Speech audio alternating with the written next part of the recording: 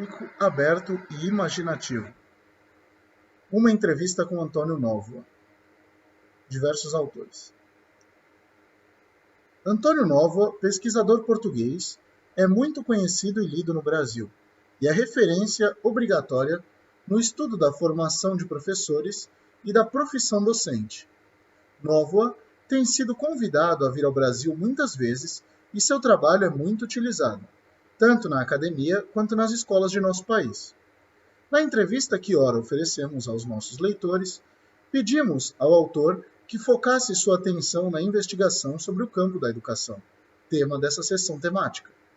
O resultado é uma densa entrevista onde o autor revisita os temas caros a ele, vinculando-os ao tema da pesquisa em educação, tratando de temas como a pesquisa em torno da formação de professores, do que ele chama de transbordamentos da escola e dos desafios da pesquisa comparativa em educação.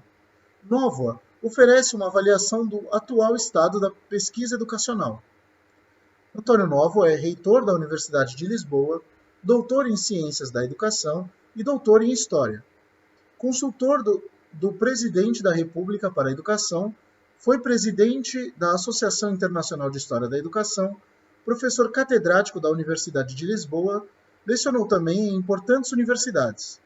É autor de mais de 150 títulos, publicados em 12 países, nas temáticas da história da educação comparada e da formação de professores.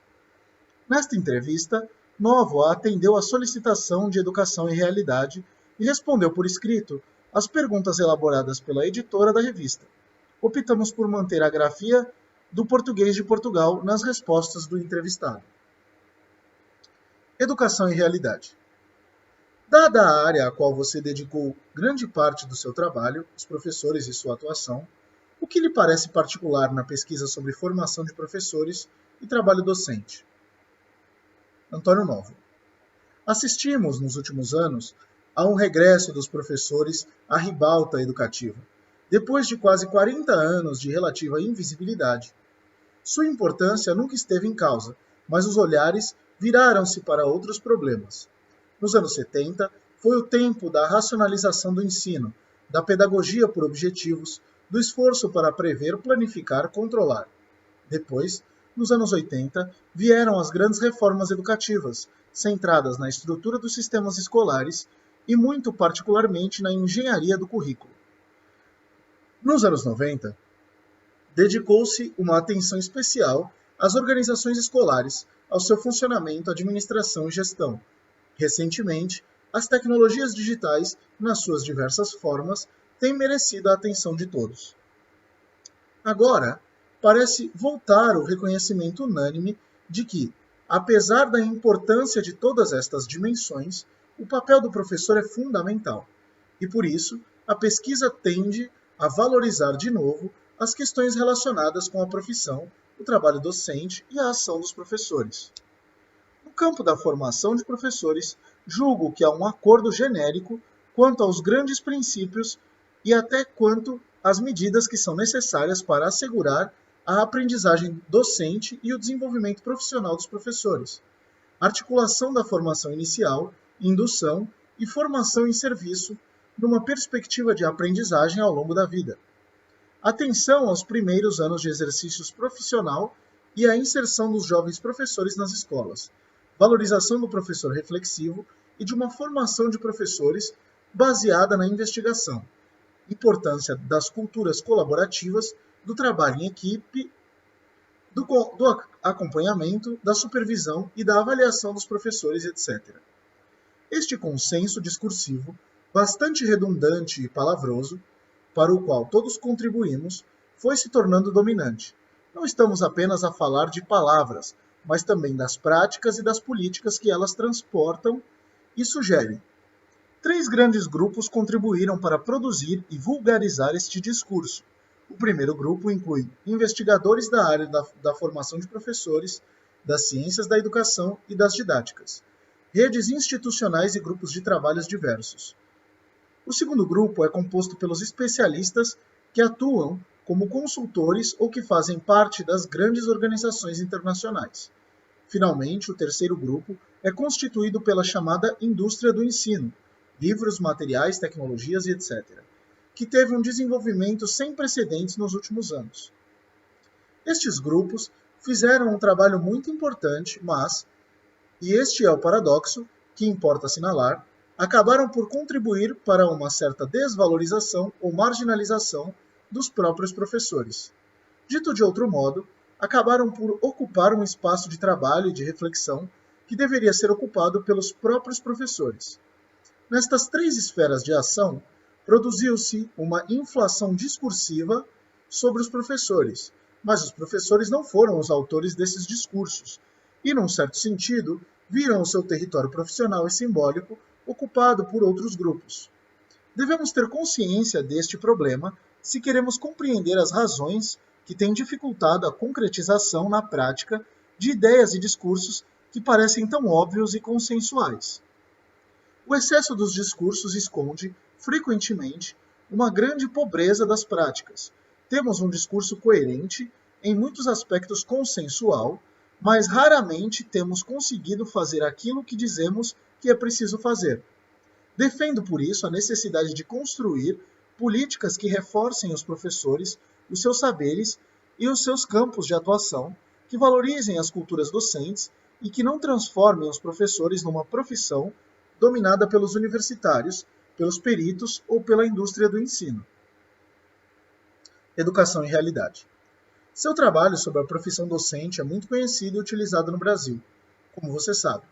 Em um texto publicado no Brasil, você afirma que está interessado em saber como é que os professores refletiam antes de os investigadores terem a eles atribuído esse ou aquele rótulo.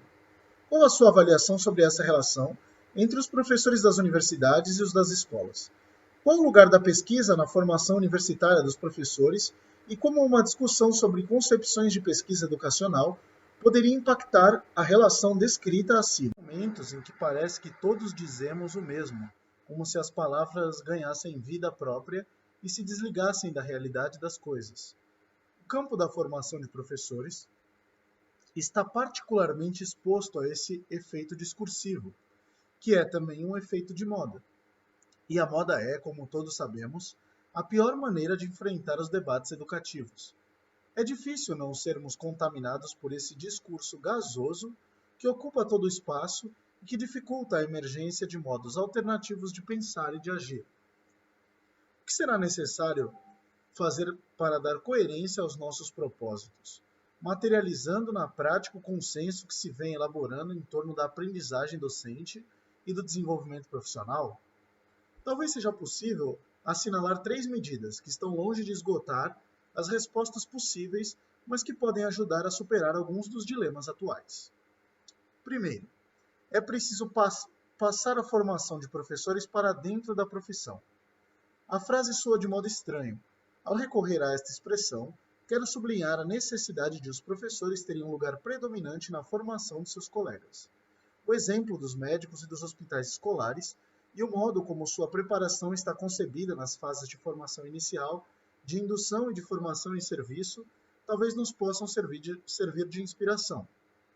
Advoga um sistema semelhante para a formação de professores, estudo aprofundado de cada caso, sobretudo dos casos de insucesso escolar, análise coletiva das práticas pedagógicas, obstinação e persistência profissional para responder às necessidades e anseios dos alunos, compromisso social e vontade de mudança.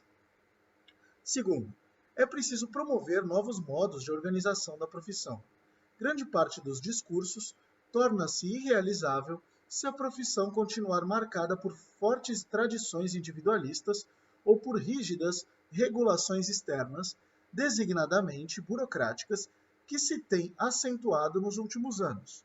A colegialidade, a partilha e as culturas colaborativas não se impõem por via administrativa ou por decisão superior, mas o exemplo de outras profissões, como os médicos, os engenheiros ou os arquitetos, pode inspirar os professores. Não é possível preencher o fosso entre os discursos e as práticas se não houver um campo profissional autônomo, suficientemente rico e aberto.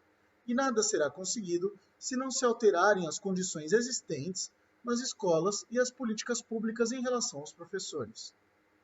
Será que hoje Muitos professores não são bem menos reflexivos por falta de tempo, por falta de condições, por excesso de material didático pré-preparado, por deslegitimação face aos universitários e aos peritos, do que muitos dos seus colegas que exerceram a docência num tempo em que ainda não se falava do professor reflexivo.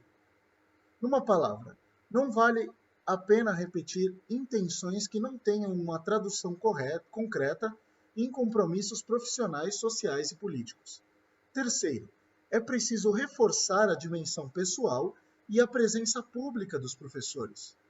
Apesar dos enormes avanços, é preciso reconhecer que falta ainda elaborar aquilo que tenho designado por uma teoria da personalidade que se inscreve no interior de uma teoria da profissionalidade.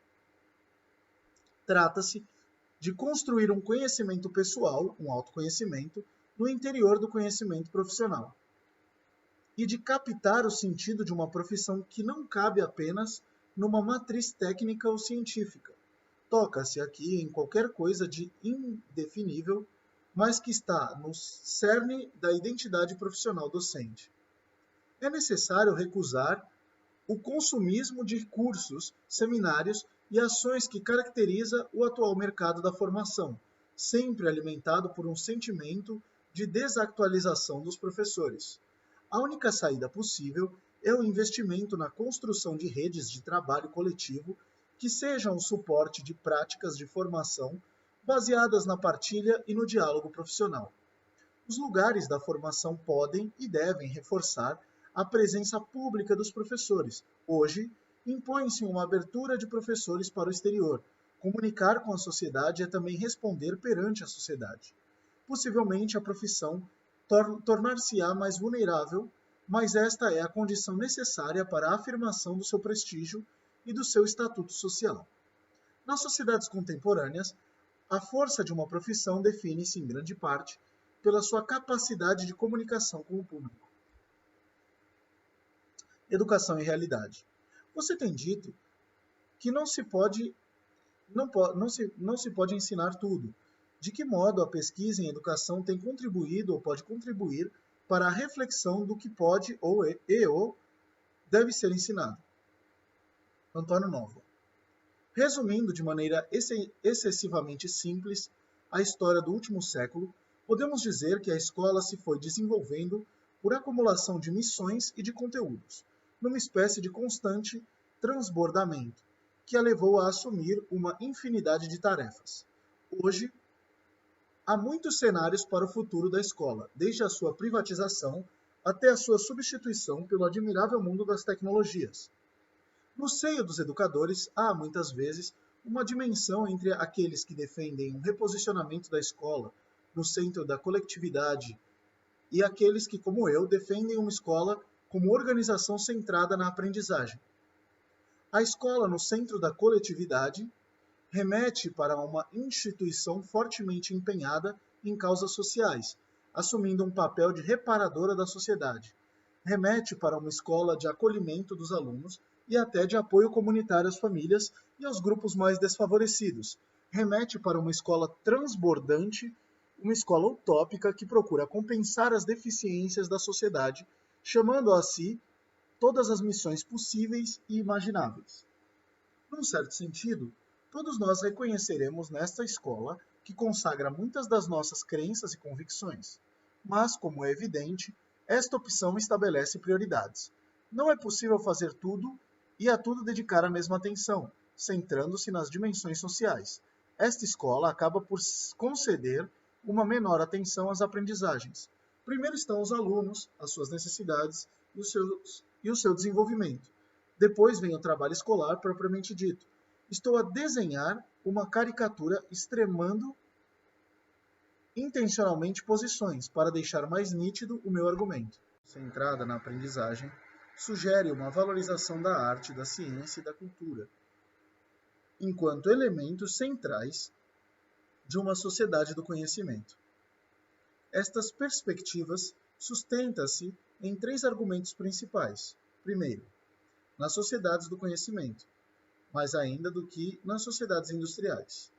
O pior que podemos fazer às crianças, sobretudo às crianças dos meios mais pobres é deixá-la sair da escola sem uma verdadeira aprendizagem. Segundo, ao olhar para muitos países, percebe-se o crescimento de uma escola a duas velocidades, isso é, de uma escola centrada na aprendizagem para os ricos e no acolhimento social para os pobres. Terceiro, hoje, os novos conceitos de aprendizagem envolvem, para além dos conhecimentos, as emoções, os sentimentos e a consciência. Implicam o método, o estudo e a organização do trabalho, incluem a criatividade, a capacidade de resolver problemas, a inteligência e a intuição. O trabalho escolar tem duas grandes finalidades. Por um lado, a transmissão e apropriação dos conhecimentos e da cultura. Por outro lado, a compreensão da arte do encontro, da comunicação e da vida em conjunto. E é isso que a escola sabe fazer. É isso que a escola faz melhor.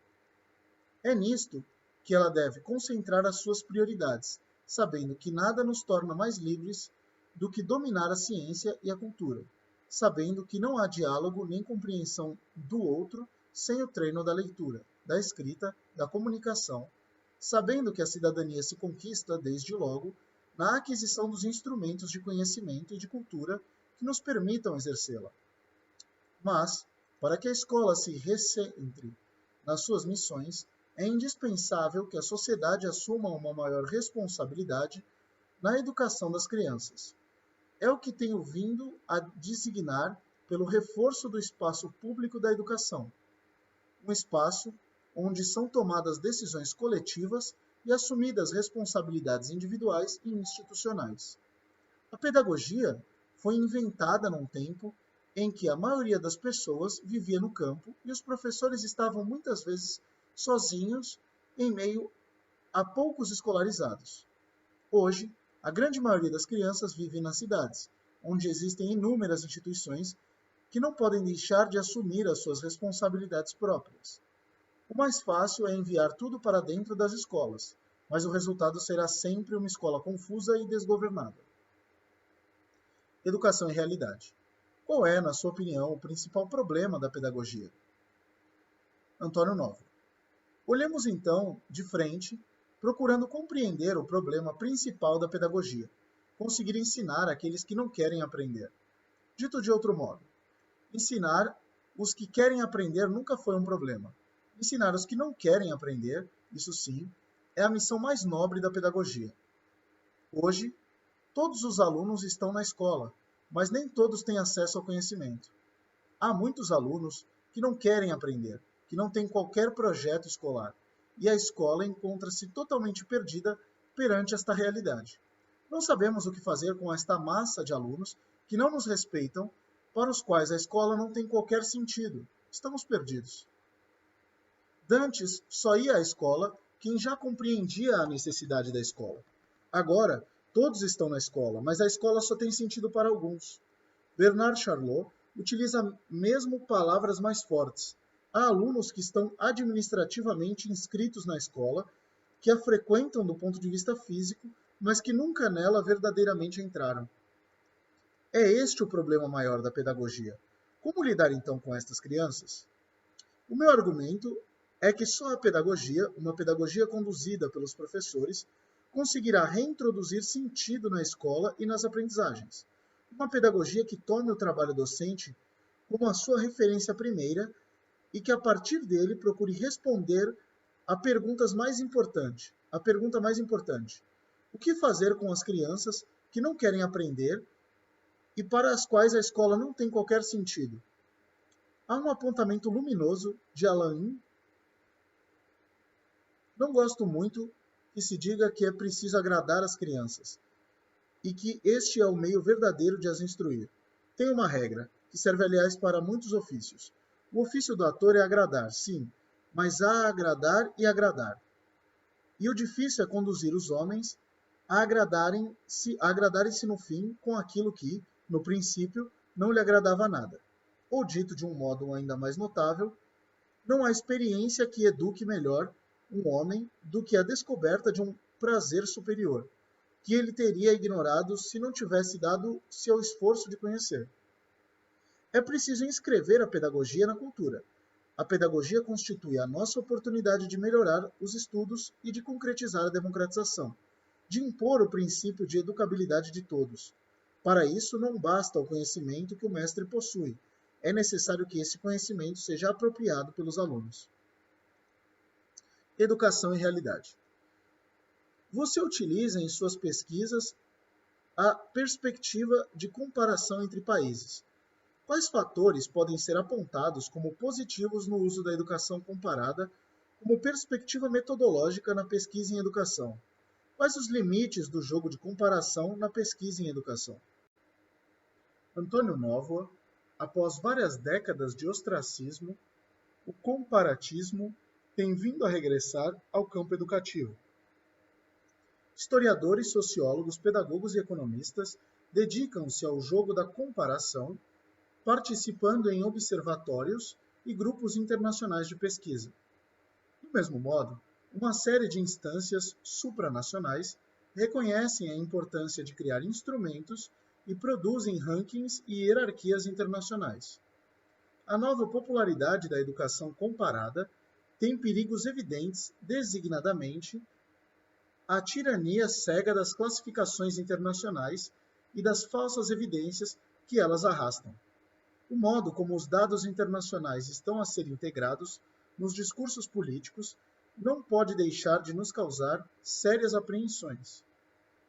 Em muitos casos, a comparação tem sido encarada como um mecanismo para legitimar políticas através do recurso às boas soluções ou às boas práticas dos países que tiveram sucesso. Não estamos perante uma mera técnica ou uma mera comparação de dados, o famoso benchmarking, mas sim perante uma forma de fazer política que é uma das mais poderosas nos tempos atuais. Tenho utilizado a expressão governar sem governar para definir esta forma de fazer política. Trata-se de governar fazendo de conta que não se estão a tomar opções de governo, mas apenas a aplicar boas receitas técnicas, bons exemplos de outros países. Os novos modos de governação aparecem baseados em lógicas de contrato e em redes de trabalho em dados, avaliações, resultados, boas práticas, aprendizagem mútua, especialistas e etc. Eles são muito atraentes e poderosos, pois conseguem naturalizar as políticas, criando um sentido de evidência e de inevitabilidade. Como se não houvesse alternativa. Como se apenas se estivessem a organizar dados, a identificar boas soluções ou a comparar os melhores métodos. Recusando a utilização da comparação para estes fins, creio que ela pode ser extraordinariamente importante como fonte de pesquisa e de conhecimento crítico. Por isso, tenho chamado para duas características particularmente prometedoras do regresso do comparatismo. Por um lado, o reforço de um pensamento que inscreve as lógicas de comparação no tempo, concedendo-lhes uma historicidade própria. Por outro lado, a adoção de perspectivas metodológicas que não consagram modelos de análise exclusivamente centrados na geografia nacional. Para que essas características possam ser úteis para a pesquisa e para o pensamento crítico, é necessário evitar a transformação da comparação no modo de governo ou de governação, como agora se diz. Nunca estamos apenas perante uma mera concretização técnica das soluções mais eficientes, mas sempre perante opções políticas e ideológicas. Se a comparação nos ajuda a explicar e a compreender esta realidade, terá cumprido um importante papel na produção de conhecimento crítico. Realidade. Vivemos na contemporaneidade processos de difusão global de modelos de organização educacional, modelos estes oriundos de instâncias multilaterais, supranacionais ou de experiências nacionais tidas como bem-sucedidas. De outra parte, muitos estados convivem com processos de descentralização que, de diversos modos, endereçam a comunidades políticas locais responsabilidades crescentes na oferta educacional. Quais os desafios postos para as agendas de pesquisa em educação nesse contexto? Antônio Nóvoa. Gostaria de responder a esta pergunta recorrendo a 4 conceitos: fragmentação, acumulação, utilização e comunicação, os quais permitem revisitar alguns dos debates mais antigos sobre a pesquisa em educação. Fragmentação. A pesquisa em educação é excessivamente fragmentada. Há perspectivas e metodologias muito distintas, o que é positivo. Há uma grande diversidade de correntes e teorias, o que é desejável, mas faltam instâncias de coordenação que permitem ultrapassar este sentimento de fragmentação. Numa comunidade científica com pessoas com origens tão diversas, do ponto de vista acadêmico e da própria formação de base, é necessário construir espaços de debate e articulação que muitas vezes nos têm faltado. Acumulação. A acrescentar ao ponto anterior, nota-se, com frequência, uma incapacidade de acumulação de conhecimento. Na maioria das disciplinas, seria impensável e inaceitável que alguém abordasse um assunto sem ter feito previamente o estado da arte. Em educação, parece que, por vezes, a nossa sede de originalidade nos leva a um exercício de desconhecimento dos colegas e pesquisadores que, antes de nós, trabalharam determinados temas. Se não conseguirmos ultrapassar essa incapacidade, reforçando a comunidade científica inter pares, dificilmente conseguiremos que a pesquisa em educação se torne credível. Utilização. Os pesquisadores em educação queixam-se, frequentemente, de que os resultados de seu trabalho são pouco conhecidos e são pouco utilizados, tanto pelos professores como pelos políticos. É uma questão controversa. Não creio que a pesquisa em educação tenha interesse em deixar-se seduzir pelo imediatismo de uma aplicação prática nas escolas ou na decisão política. Mas estou convencido de que é importante assumir estes temas como objeto da nossa reflexão científica. Não no sentido de uma aplicação imediata, mas na perspectiva de os trabalharmos do ponto de vista teórico e de produzirmos conhecimento sobre eles. As questões do impacto e da apropriação crítica não podem estar ausentes nas nossas preocupações como pesquisadores. Comunicação. Tal como nas restantes ciências, também na educação, devemos dar uma grande atenção à comunicação, isso é, à comunicação científica dos nossos trabalhos e pesquisas. Não devemos ser indiferentes ao espaço público e político de decisão, e nessa perspectiva é importante cuidar do modo como a pesquisa é explicada e apresentada no interior da nossa própria comunidade científica, da universalidade em geral e junto da sociedade. A imaginação e a criatividade fazem parte também do processo de pesquisa e da sua exposição pública. Em síntese, e para concluir, o lugar da pesquisa em educação é na proximidade e na distância com as práticas profissionais e com as decisões políticas. Julgo que devemos abandonar os velhos modelos de disseminação da pesquisa, substituindo-os por uma reflexão e apropriação críticas. E devemos abandonar as culturas de salvação, substituindo-as pelo esforço intelectual de compreender e de agir criticamente. Defendo uma pesquisa em educação como processo dinâmico, aberto, imaginativo, em articulação com os contextos profissionais e com os contextos sociais, culturais e políticos, mas sempre sustentado por abordagens metodológicas rigorosas e por uma perspectiva crítica, como bem escreve Michael Serres, dedicados à procura da verdade, nem sempre e atingindo quando a buscamos pelas análises e equações. Pelas experiências ou evidências formais, por vezes, é preciso recorrer ao ensaio e, quando o ensaio não chega, sigamos pelo conto, se for possível, se a mediação fracassa, por que não tentar a narrativa? Educação e realidade. Quais são as consequências que o processo de Bolonha tem tido para a pesquisa na Universidade Europeia? Antônio Novoa, o processo de Bolonha traduz uma vontade de abertura do ensino superior a mais estudantes, contribuindo assim para uma desejável democratização. A União Europeia definiu como meta para 2020 que pelo menos 40% da população jovem tenha um diploma superior. Estamos perante uma mudança com grande significado social.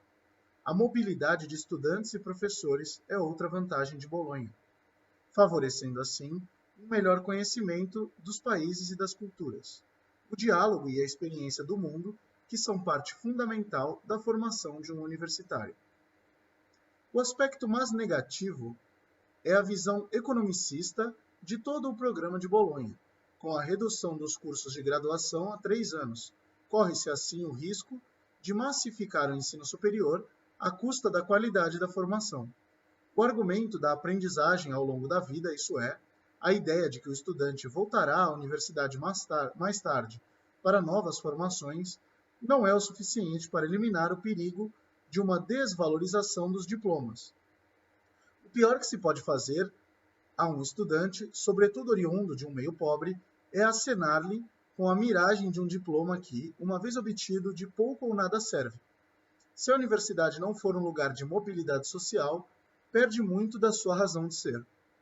Face ao economicismo das suas atuais reformas universitárias, é preciso recordar a afirmação luminosa de Elliot Freidson. As universidades são uma invenção social notável justamente para apoiar o trabalho que não tem valor econômico imediato. A empregabilidade é, talvez, um dos maiores equívocos do processo de Bolonha, ou pelo menos, do modo como ele tem sido concretizado. É impossível conceder um diploma universitário profissionalizante no final de um ciclo de estudos de 3 anos. Para se conseguir aprender ao longo da vida, são necessárias bases sólidas, científicas e culturais. Como se escreve num importante documento da LERU, Liga das Melhores Universidades Europeias de Investigação, as qualidades de que tanta gente fala, empreendedorismo, capacidade de gestão, liderança, visão, trabalho de grupo, adaptabilidade e capacidade de aplicar conhecimentos técnicos, não são características primárias, mas decorrem da capacidade de pensar, de argumentar e de conhecer. No que diz respeito à pesquisa, as tendências de Bolonha são contraditórias. Por um lado, há um desenvolvimento importante dos estudos pós-graduados, mestrandos e doutorandos, o que promove uma maior lógica de pesquisa no seio do espaço universitário. Por outro lado, ao promover uma massificação do ensino, Bolonha obriga a um esforço acrescido do ponto de vista da formação dos estudantes, deixando menos tempo livre para o trabalho de investigação.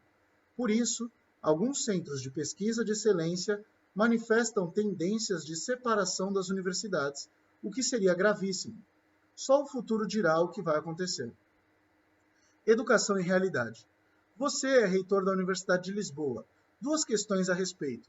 Como sua perspectiva sobre a pesquisa acadêmica foi influenciada por esse lugar onde está? Quais os grandes desafios para a pesquisa universitária, em educação em específico, e para a pesquisa acadêmica em geral? Antônio Novoa. Tenho hoje novos olhares sobre a universidade e sobre a sociedade. E esta é, como diz Proust, a verdadeira viagem da descoberta, que não consiste em encontrar novas paisagens, mas em adquirir novas maneiras de ver e de pensar. Sinto que, quanto mais alto vamos subindo, mais terra vamos avistando, desenhando-se a geografia de tudo o que nos falta ainda percorrer. Só vale a pena assumir responsabilidades de governo de uma universidade se estivermos preparados para enfrentar esse dilema e para tentarmos dar respostas às novas exigências e aspirações que surgem, justamente do nosso próprio percurso. Hoje, o mais interessante passa-se nas fronteiras e nos cruzamentos. O futuro passa pela convergência entre várias disciplinas, pela interligação entre áreas distintas, pela fertilização mútua entre grupos científicos. Para tal, são necessários ambientes que apenas as instituições universitárias, na sua diversidade, podem proporcionar. Da mesma maneira que temos de combater o fosso entre a ciência e a universidade, temos de eliminar a divisão entre ciência e humanidades, ou entre investigação fundamental e aplicada. A universidade só existe se for capaz de acolher e de cultivar essas diferentes lógicas. É o que fazem as grandes universidades do mundo, que não se vergam aos discursos da moda, ao economicismo dominante, à confusão entre universidades e empresas.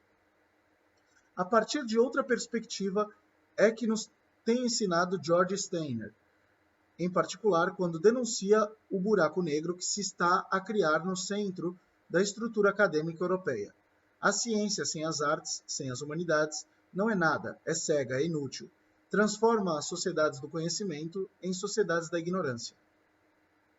Antônio Novo é professor catedrático da Faculdade de Psicologia e Ciências de Educação da Universidade de Lisboa e o atual reitor da universidade. É membro do Conselho Editorial de Educação e Realidade.